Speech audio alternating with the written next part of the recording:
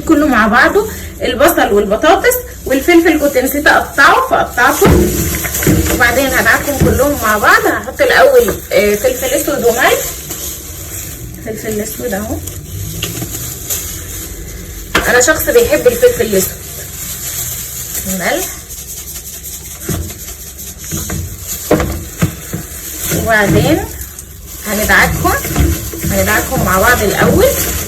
بعدين هنضيف الثوم، انا عندي الثوم بخزنه، يعني الثوم بقشره وهرسه في الكبه وبعدين بعينه في الفريزر عندي، بس طبعا فاضل عندي اخر حته فانا عايزينها جدا. هحط بقى دي يعني معلقه صغيره تقريبا،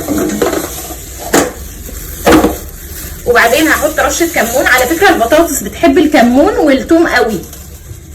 هحط رشه كمون، وبعدين هنعمل عصير الطماطم.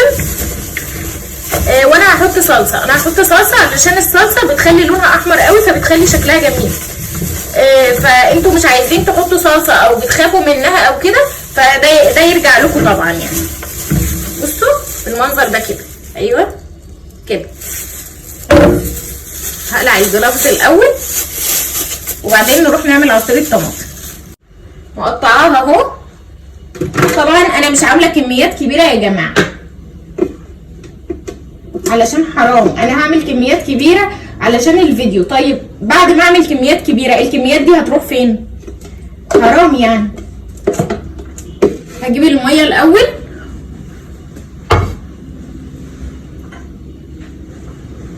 يلا الميه اهي،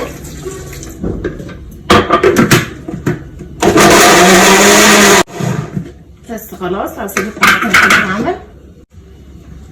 هنزل بعصير الطماطم على الخضار بتاعي، يلا بالمنظر ده كده. هحط الصلصه، انا هحط معلقه كبيره صلصه كده واقلبها كويس. طبعا انا حاطه الملح وحاطه البهارات وحاطه كل حاجه وحاطه الثوم وحاطه كل حاجه. هنزل بيها في الصينيه بقى على طول. الصينيه بتاعتي هنزل بيها بالمنظر ده كده، طبعا مش شايفين اهي. انزل بالفراخ بتاعتي اهي كده، ايوه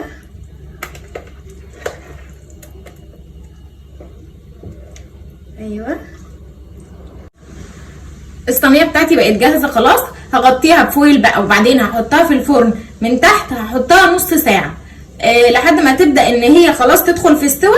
هطلعها فوق وهشيل الغطا علشان تنشف، لو فيها صوصات زياده تنشف فيبقى شكلها جميل.